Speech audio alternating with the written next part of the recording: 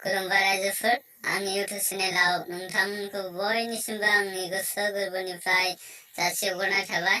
आङो दिनै मोनसे गोदान भिडिअ लानानै फैदों। बे भिडिअआनो जाहैबाय नोंथांमोना दासिमबो साबस्क्राइबारा बारायाखैब्ला आरो दासिमबो लाइकफ्राबो बारायाखैब्ला नोंथांमोना बे मोननै चेनेलाव नोंथांमोना जइन जादो। मानोना जोङो सानफ्रामबो जोङो लाइभ टाइम थाबाय थायो, बेबायदिनो ज' जानानै जोङो सापर्ट खालामलायो।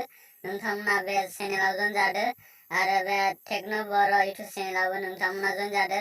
बिथाङा हरनि बेबायदिनो 5, 6, 7 बेबायदि टाइमावहाय बिथाङाबो लाइभ टाइम थायो। नोंथांमोना बेयावनो जइन जा आरो बे बर' आर्टिस्ट चेनेलावबो जइन जादो। बियो बेलासिनि 3 बाजि नङाब्लाबो 4 बाजियाव बिथाङा बेबायदिनो लाइभ टाइम थायो। नोंथांमोना बेयावबो जइन जादो। मानोना बर'फ्रा बयबो खौसे जानानै जाहाथे गावजों गाव हेफाजाब होलायो। नोंथांमोननिसिम बेखौनो आसा खालामनाय थाबाय।